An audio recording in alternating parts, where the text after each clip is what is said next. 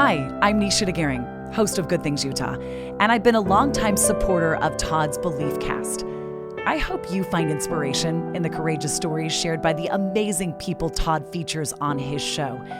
The guests serve as shoulders for us to stand on, allowing us to see a little further and cultivate belief in oneself.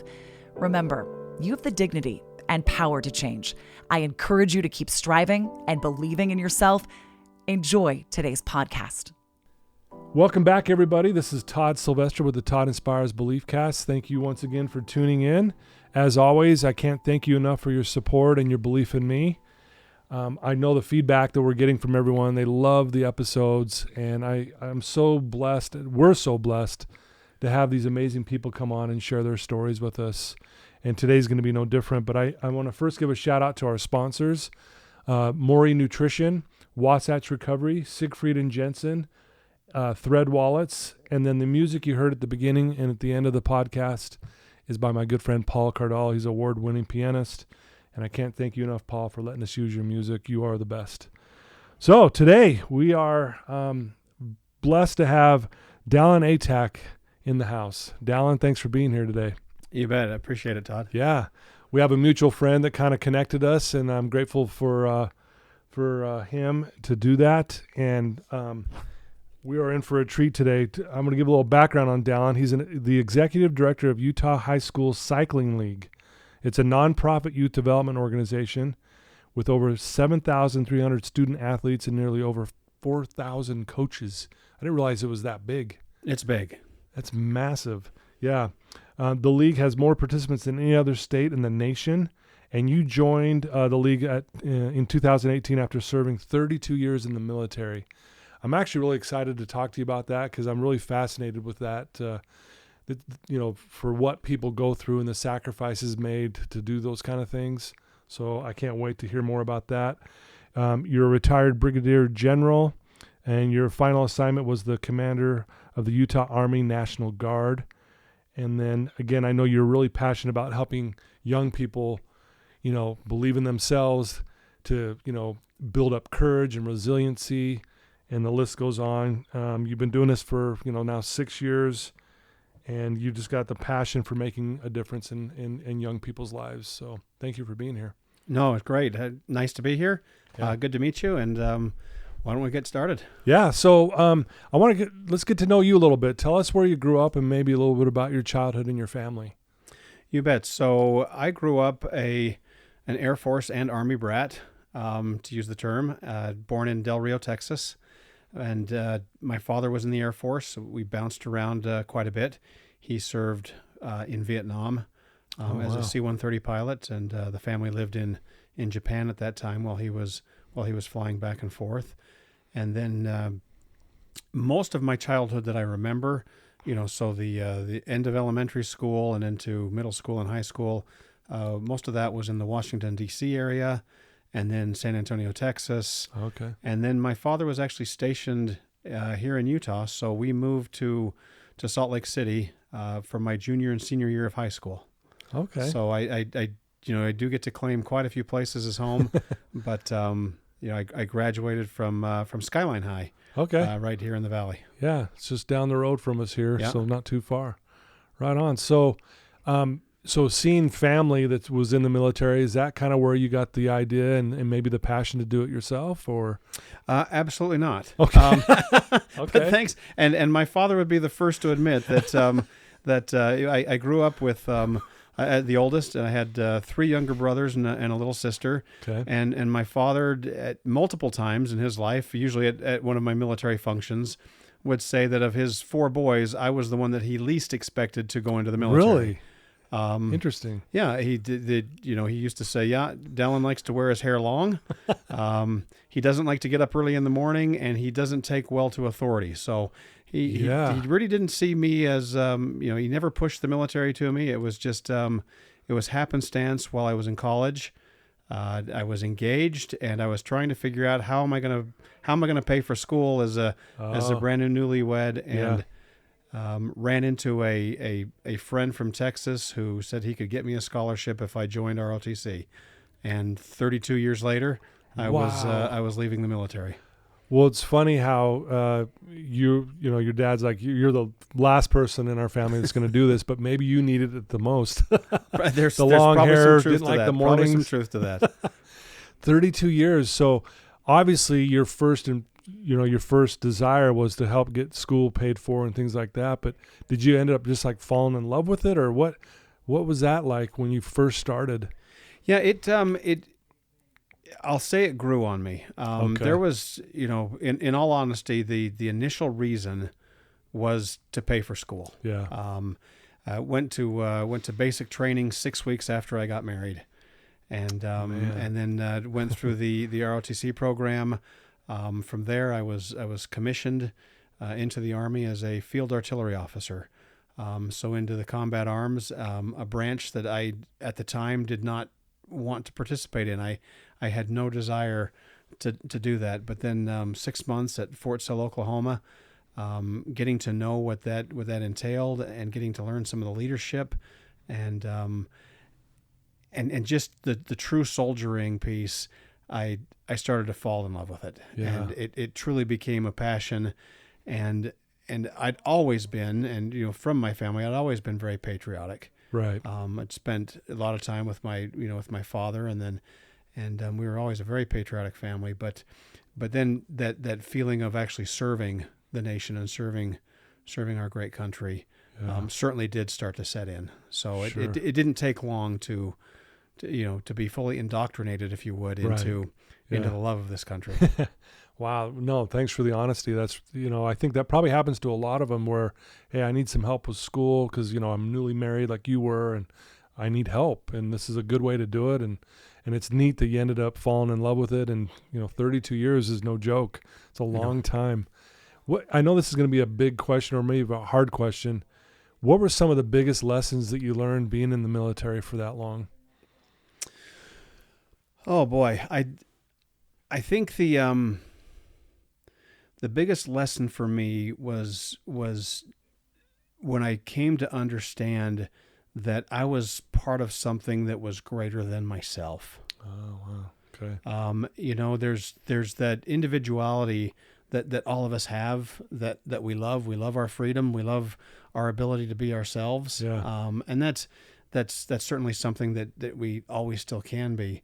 But when there's times of sacrifice and times of struggle, and you're working with, side by side by soldiers, you come to realize that, that your individuality, while as important as it may seem to you, you're part of something greater. Yeah. Whether it be, on the gun crew that you happen to be manning, or whether it be, as a commander of a small unit, even though you may be the boss, you're still just a part of something that is greater than, the whole is greater than the individual. And that, that was kind of a hard lesson to learn as a young man. But when it finally took, I really understood what it meant to be something greater than just me.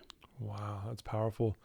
You, if I understand correctly, you led over 5,000 servicemen and women. Is that correct? Yes. At the end of my career, being able to be the Assistant Adjutant General or Commander of the Army National Guard, we had, if I remember right, it was about 5,600 soldiers. Wow. So did that feel like, was there a lot of pressure in that, knowing that you were commanding that many, or? Yes. Yeah. Yes, there was. Because I think of that going, yeah, wow. And no, I didn't know them all by name. There's a reason why we wear our name tags on our uniforms. Right. But I think the biggest pressure in that role, we were still in a time of our soldiers deploying, going to Iraq and Afghanistan and other places across the world, and knowing that I was going to be calling a commander or calling soldiers and putting them into combat was very high pressure, because in my position at that time, it was to ensure that they were ready, ensure that these units were manned and trained and equipped to go fight, in our nation's wars. And that, that's a lot of pressure, and it's, I'm only able to oversee all that. At that level, I don't get to go down and actually teach them, one by one what to go and do. But, obviously there were some amazing amazing commanders and NCOs in the Army that did that, Yeah. and had these young men and these young women ready to go to war. Wow. I know. I think you had a pretty cool call sign, right? Is that correct? So there was. We had Hollywood call signs for Hollywood a little call while. sign, Yeah, little yeah. Hollywood, for on the radio. And Uh-huh. I guess did Lance or did somebody? Yeah. Okay, yeah. So we got to pick those ourselves for a little while, and I gave myself Sandman. Sandman. Yeah. I like was that. a big Metallica fan, Really. and Yeah. like the heavy duty, music and Sandman, because I used to say I don't get much sleep, so Sure. I'm the Sandman. But The Sandman. I like that. yeah, they didn't let us do those very often, but when we did Yeah. get to pick our own, that was mine. Yeah, that's awesome. It's funny you say that. I'm a Metallica fan as well, and this will date me. But when I was a senior in high school, I watched Metallica open up for Ozzy Osbourne at the Salt Palace. Okay, Yeah, that's yeah. It awesome. was pretty wild. Yeah, I've seen Metallica in Have concert. you? Yeah. Yeah, and to date me, the first time I heard them, I already had children, so I think I may be a little older than you, Todd. Maybe a little bit. I don't know. No, that's great. And I'm sure there's so many lessons learned through those 32 years, and I think that spills over into what you're doing now in that cycling league. Maybe talk about why did you want to get involved with this cycling league, and why is this so important, not only just for, maybe having a purpose in life, but what you're doing for these young kids. Well, to kind of tie into what I was saying just a minute ago about about the military, that truly became my favorite part of the job was seeing these young recruits, these young ladies, these young men, Mm-hmm. raising their arm to the square and Yeah. committing themselves to the military, and then watching them train and watching them learn to become soldiers, to do Yeah. hard things and to build themselves. Yeah. And so I knew that when I retired, I still had to do something that followed that. And I'd been a mountain biker for years, always recreationally. Okay. So I've been riding bikes since the early 1990s, and always loved it. It was just a passion of mine. Yeah. And I had a friend that told me that the position for the director was going to be coming available, and I went home and I pulled him up on the internet, and I was up till 3:00 in the morning just looking at their videos and Really? looking at the website. I was somewhat familiar with the league already. Sure. Yeah. I live in the Corner Canyon area, and there's Okay. a lot of teams that practice up there, so I'd seen them. Would actually helped sponsor the league with our recruiting a couple years earlier when the league was brand new. Yeah. So I was a little bit familiar, but I didn't realize what it had grown to and what it was really doing for their student athletes. So when I saw that, when I learned that, I knew that I had to be a part of the Utah High School Cycling League. Yeah. And it's grown quite a bit since when you first joined till now, correct? Yes, the original founder, Lori Harward, she, absolute entrepreneur, being able to get the thing started. Yeah. But the first year that they raced, they were about 320 student athletes, and in 2018 she had grown that up to over 3,000. Wow. So amazing work there. And then Yeah. and then each year, that we looked at it, we were growing on average about 20% a year. Had a little dip going into COVID, but certainly made up for it the year after COVID. And then last year's the first year that we didn't have this huge growth. I think we may finally be stabilizing a little bit. Yeah. I think we'll still have growth every year, but we're at a good spot at over 7,000 kids. Man. Well, again, that's a lot to manage. It's a lot to keep track of. And so if someone who's listening to this right now may not understand exactly what a cycling league is, would you mind explaining to our listeners what that entails and what that, looks like maybe in each high school or if it's not with the high schools or junior highs or how that looks? You bet, Todd. So the league itself is a 501c3 nonprofit youth development organization. That's how we look at ourselves. Okay. We use the bike, we use our events, we use our races as a culminating effort for all the things that the coaches are teaching their young riders. They're setting their goals, they're going to their practices, they're out there, they're the ones that are doing the hard work. Mm-hmm. And then we use those events as kind of the see, we told you that it would be worth it. Yeah. Is the cool thing with it. Okay. But our season actually begins in April. April and May, they get to have a couple of preseason activities to get ready for the year. They're doing some easy rides. They're doing bike mechanics. A lot of the teams go out and do trail work. Okay. We do over 15,000 hours of volunteer trail work a year coming out of the league. Wow. So these teams are doing that. But and then the actual season starts in June, and that's when the trails and the canyons are going to get crowded with all these young riders. And they're going out and riding, and then we start our race season in August, September, and October. But where the rubber really meets the dirt in this is on those teams. Okay. And 96 teams across the state.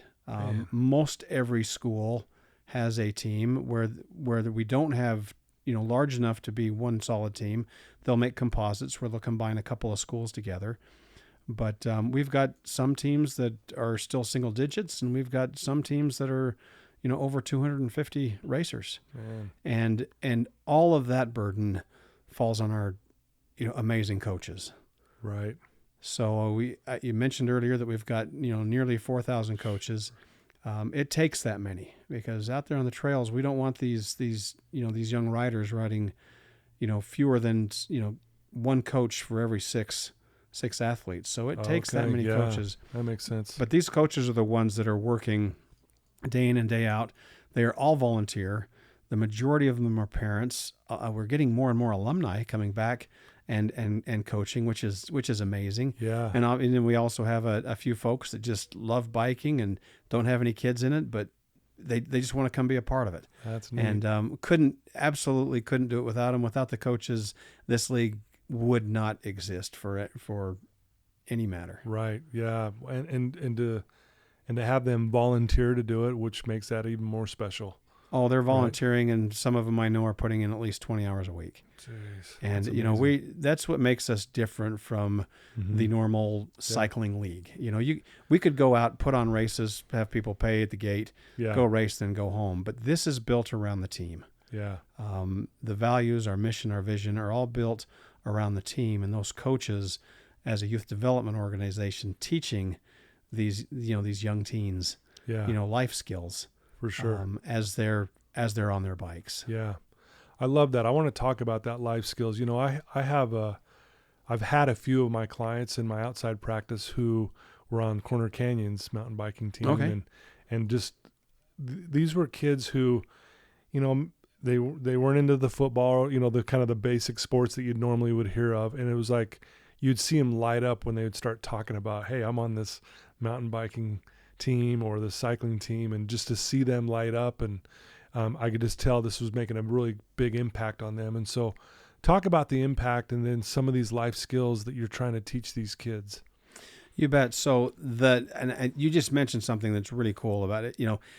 You're out on a bike, and bike riding by itself is just fun to begin with, at least for most people. Right. Yeah. And we've got some serious athletes. There's a current Olympian who raced on one of the teams here in the state, and I guarantee there's a couple future Olympians that are in the league right now. Yeah. They're coming, but we also have athletes that are fast, that are strong, but may not ever go to the Olympics.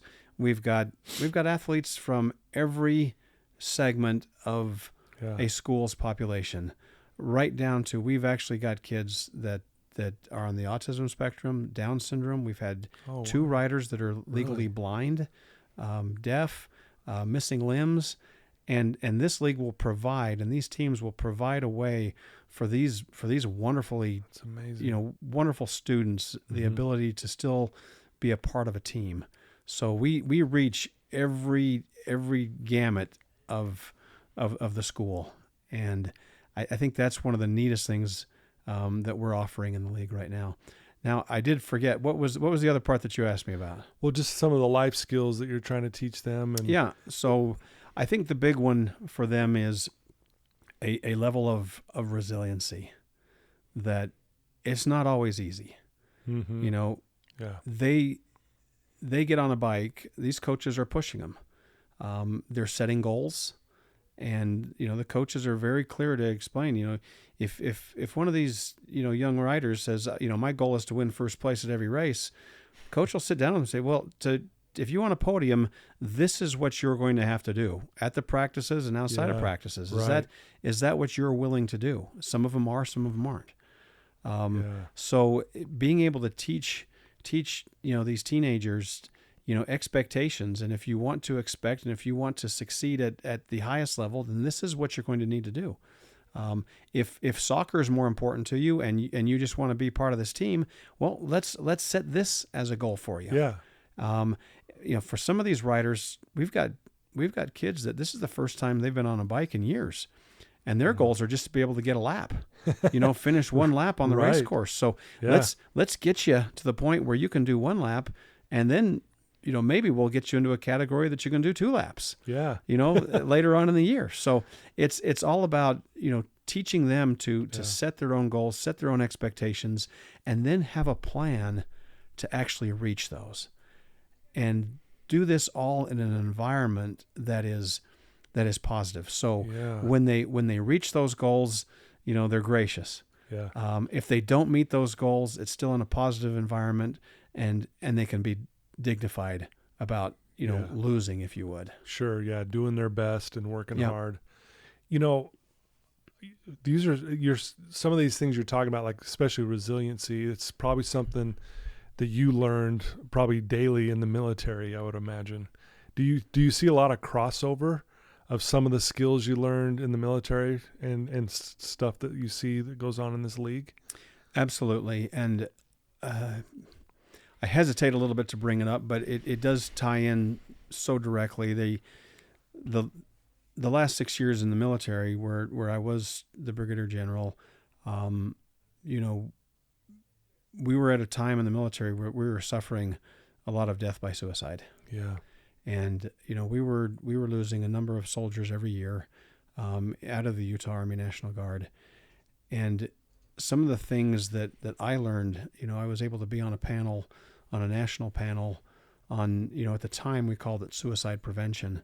Okay. And I did not like that panel. I did not like being on it. Obviously that we had to have the panel to begin with. Sure. Yeah. But I really disliked the way that the military was approaching. We were doing suicide stand downs where we'd go in and have a 2-hour meeting about, about the red flags of suicide and what to do if you feel the risk. All those things are important, but it took those 6 years to kind of change that culture, that mindset away from, let's not look at, how to stop something from happening by saying, don't go do this. Yeah. Let's build resiliency in our soldiers. So when bad things happen and when they are down, they know how to overcome that. They've built some habits and some methods to overcome the challenges when they see them. So resiliency is one of my absolute favorite words, and I've seen it in the military. I've seen it work, and my first month in the cycling league, there was a newspaper article in the Deseret News, and I still have it, and I've got it on my slides and I call it my Nika Why, the reason why I do this, and the article was about Harriman High School suffering 5 suicides in 1 year. I remember that. Yeah.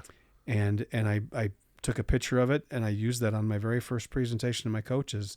This is why we're here. We are here to build resiliency in these young teens, and the best way to do it in my mind is provide that positive that positive environment. Yeah. Get them some exercise, get them in the sun, get them away from their phones, get them in nature, surround them with people that care about them, that will help them in challenges. Yeah. And then challenge them. Yeah. Make them compete. Yeah. Competition, whether it's against another student or against yourself, that's a wonderful thing. And it's good to not win. Yeah. Because then you learn how to compete and lose, and you learn how to compete and win. And these are all things that we're doing in the league. And that's how that carried over. And that's why I wanted so bad to be a part of this organization. Wow. That's so beautifully said. I love for the reasons why you're doing this. I think we all are yearning for connection, and especially the younger generation, where nowadays the phone becomes the central connection in their life, if you will. I once heard that someone said this, I don't know who did, but it's like, we used to look up for inspiration, but now we're all looking down, you know? And I hadn't heard that one yet. Yeah. That's a good though. Yeah. And so I love that you're doing this, because I think there's a lot of kids who are stuck in that, if you will. And for you to provide this thing, and I love that you're like, we have all levels of ability. If you know, we got Olympians all the way down to, we would have some people who don't have limbs that are doing it or can't see. And I'm just blown away. And I can see how that this would provide such a beautiful, safe environment for a kid who maybe feels like they don't belong, but now, man, this makes me feel like I want to be here. Yeah. No, you're absolutely right. And it's all about that, you know, that connection, that ability for these, you know, these student athletes to connect with peers, to connect with coaches. It gives them somebody to reach out to, you know, when and if they have the struggles. That's the one thing that I did learn. Every suicide that we had, unfortunately in the military, I had to go back and read, you know, the report, the documents that came out of it. And one of the things that we found was in 100% of the cases, that individual had reached out to somebody, but that person didn't know what they were reaching for. And that's something so hard, and it's something that I know is going to always be hard on that individual. You know, now you're part of a team. There's a lot of people that you can be reach out, and your chances are just a lot better. When you're surrounding yourself with other good, positive people that are trying to do good for you. You know, and I know this, like when I do hard things, it's like, as hard as it is, obviously when you're going through it, when you look back, it's almost like, it feels like a year's worth of therapy, you know, because I just went through this hard thing and I made it through it, kind of thing, whether it's in competition or whatever. I heard this once. I hope I pronounce this right. Have you ever heard of misogi? It's a Japanese practice. I have not. No. They call it a purification process, where they pick one hard thing a year to do. A really difficult thing, like push yourself, like you said, challenge yourself. And when you go do that, if you'll do that, at least once a year, pick one thing, it's worth a whole year's worth of therapy for you. And so I've always kind of took that to heart, and I try to do something like that. And so I love what you're saying is, like you mentioned earlier about, you know, the importance of doing hard things, building up that resiliency, that distress tolerance, if you will. That's kind of our language that we would use here, is building up that tolerance around doing hard things. Do you see that is making a difference as well? Just watching these kids, you know, thinking they can't do it, and then all of a sudden they push through it, and like, look, see, you did this. Oh, every single coach in the league has got a story of at least one of their athletes that just their whole face lights up when they climb and they finally make it to the top of the hill climb that the team does in the practice, or that they finally clear some rock barriers that they've never been able to, you know, they've never been able to ride over. They've always just walked around it. And just hearing those stories from those coaches absolutely lets us know that it's there. It's neat, both in the military and in the league. You remember better the things that you accomplished that were harder than the easy ones. True. You know, these athletes, they're going to be racing, you know, if they race for 6 years and they're doing 5 races a year, I mean, that's a lot of races. And they'll all kind of blend together, but I guarantee they'll remember the one, you know, up in Soldier Hollow when they were in 3 inches of mud and they were only able to do a single lap because, you know, it took them an hour to get that one lap. Or they'll remember the one that it was 38 degrees outside and their fingers were just felt like they were going to snap. Boy. They'll remember the ones that were the hardest on them. They may not remember the one that was 72 degrees and they came in 20th place. You know, that one, that's just another race. So how often, I mean, obviously when the season starts, you know, they're probably riding every day almost. Do you guys set up a protocol or a plan or a schedule for them through the off seasons to, hey, in order to keep up and stay with us. This is what we expect you to do on the off season, or we actually do have off-season requirements. That we tell the children, that we do not have contact. okay. We try to give them a break. We honestly would love our athletes to participate in other things as well, but we know that there's a lot of them that really take the cycling seriously, and there's a lot of them that are working with coaches, or coaches will give the riders, hey, if you want to stay on a bike to do a trainer, here's some things that you can do. Okay. Or if you want to learn more about nutrition, here's things you can do. So obviously there is that, but at the same time, personally, I think it's healthy to set the bike down for a little bit and go grab some skis for the winter. Yeah. Right? Yeah. Mix it up. Yeah. I love that. So what is your future plans in your mind about all this? Is this something you see yourself doing for a long, long time? Do you have bigger plans? You got other ideas you want to do? Well, that's an interesting question today, because last night I just offered a job to my replacement. I'm actually stepping down as the league director. I had no idea. Honestly, it's going to be announced at our board member this evening, or at our board meeting this evening. Yeah. We're going to be announcing the new league director. Okay. I'm plan on staying on. I'm going to be on the board of directors. Okay. So I will still be very involved, but it's time for me to take a back seat. Yeah. I've done this for 6 years. I truly feel like it's been some of the best 6 years of my life. Sure. But I feel like I've done the parts that I need to do, and it's time to infuse it with some new passion and a new individual. And so even though I'll still be doing it, I'll just be doing it. I won't be the lead man any longer, which is perfectly fine by me. Yeah.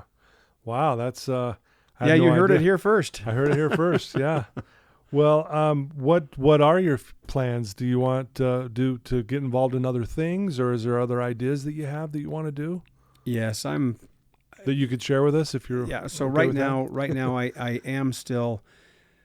Well, you got to have a purpose still. I can't imagine waking up in the morning without a purpose. Right. Why would you even get out of bed? So there's still some things that I'll be looking at. I'm 60 years old now, or will be in a couple of weeks. Yeah. That it's time for me to stop. I'm not going to punch a time clock, that's for sure. Right. But I am still going to go out and do something. I am very happy in the nonprofit arena. This has been wonderful, and nice. I'm still going to do something. The things that motivate me are I love a good challenge. Yeah. I love to see something. I'm not the real entrepreneur. I'm not going to be the guy that goes and starts something brand new, but I'd love to go and find something else that I think I can step into and provide a service to it. Yeah. And I've loved working with youth. Mm-hmm. I've loved working with soldiers. So there's a couple of things that I'll still be doing some work in those arenas. Yeah. Wow, that's great. And yeah, it sounds like you kind of found your niche in that area in the nonprofit world, and obviously means a lot to you. I mean, 32 years in the military, I mean, that's a full career, right? I mean, and the things that you've learned and things you've endured and all that kind of thing. And so I think that's wonderful that you're doing that. And I know anyone listening to this, when they finally do listen to this, they're, very grateful for your service and for the things you've done for not only in the military, but for this cycling league. It's obviously you've made a big impact. Oh yeah. And I'm glad you used, that's another one of my favorite words is grateful. And I, now, especially since I am winding down, in this position, there's some folks that I'm so grateful for. I've got a full-time staff. I've got 6 amazing angels, and well, I'm going to put their names out there in case please. they ever listen. Yeah.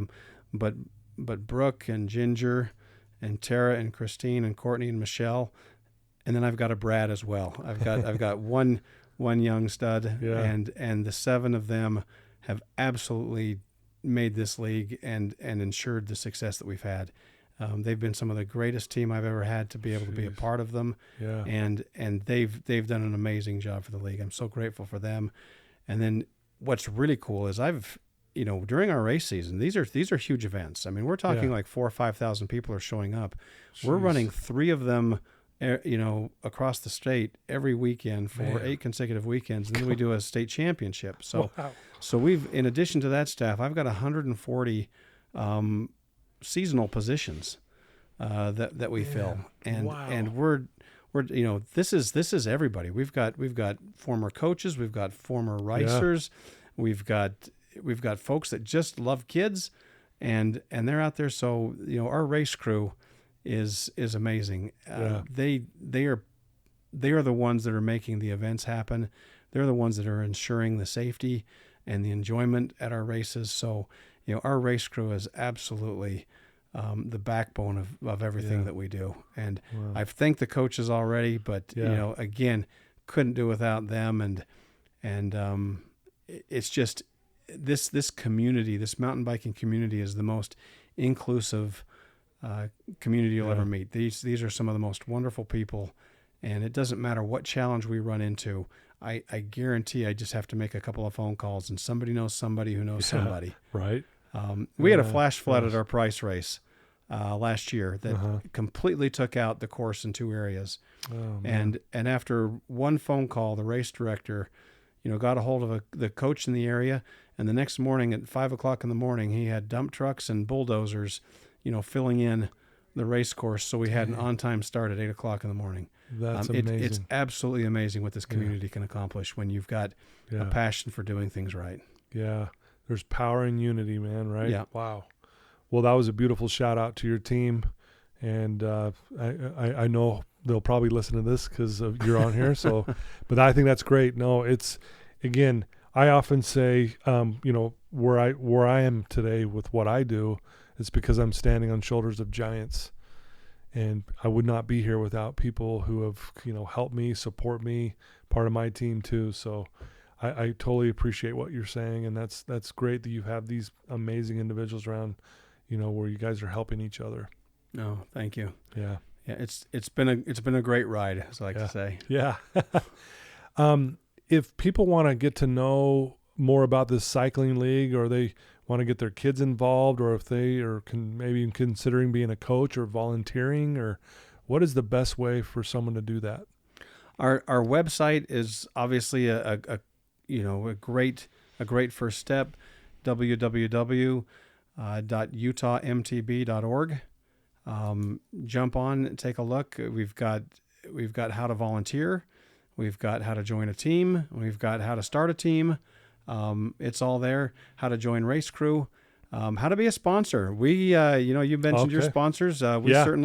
We certainly have amazing sponsors that help us with our programs as well. So it's all there on that website, and then all of the staff, our phone numbers and emails are on there. So we make it simple. Oh, good. If you want to help, or if you want to be a part of us, we're one click away. Love that.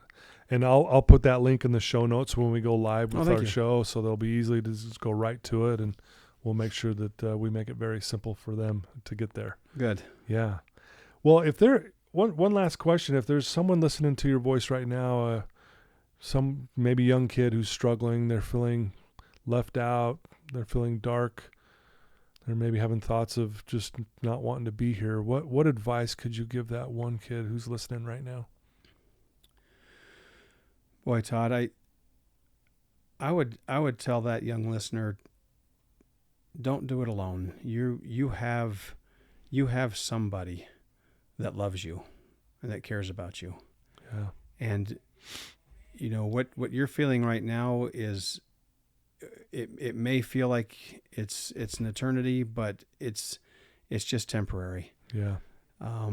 Look for that person that you can turn to. Be it a parent, be it a friend, be it a teacher, be it a counselor, even if it's the Safe Utah hotline number, whatever it is, reach out and find somebody to talk to that you can start to convey what it is that you're feeling, and find the help, and find a passion, find something that you like to do, that you want to do, and start pursuing that one step at a time. Yeah. I'd love to say get on a bike and ride. But if that's not what you love to do, then go find what it is that you love and make sure it's something that makes you feel good and is positive in your life. Yeah. Beautiful advice. I love it. Yeah, because I promise you there's someone listening who's struggling right now. And I love asking that question to my guests because the insight's fantastic and we need to hear it. So thank you. And again, thank you for all you do for this community and for the state and really making a huge impact on the youth and teaching them these life skills and especially the resiliency piece. I think that's big. I've noticed with my clients that I work with, they lack that in so many ways because of just certain things and just they haven't been pushed and so when they start building that up, it's so fun to watch them and they're just like, man, I love doing hard things, kind of thing, right? To hear them say that, you're going, really? Wow, that's a big turnaround, So again, I can't thank you enough and for all you do. No, I appreciate you having me on your Belief Cast today. This was very enjoyable. It was nice to meet you and wish you the best in this programming. Thank you so much. All right. Okay. Well, there you go, folks. I told you it was going to be a great episode. Dallen Atack. Please check him out and check out the Cycling League. I'll have the website in the show notes. You can go right to it.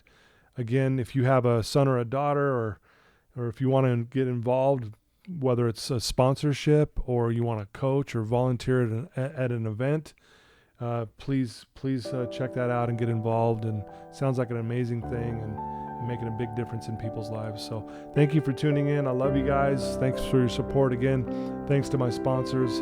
I love you guys. I wouldn't be able to do this without you. So thank you for supporting me. And Dallen, one last thank you to you.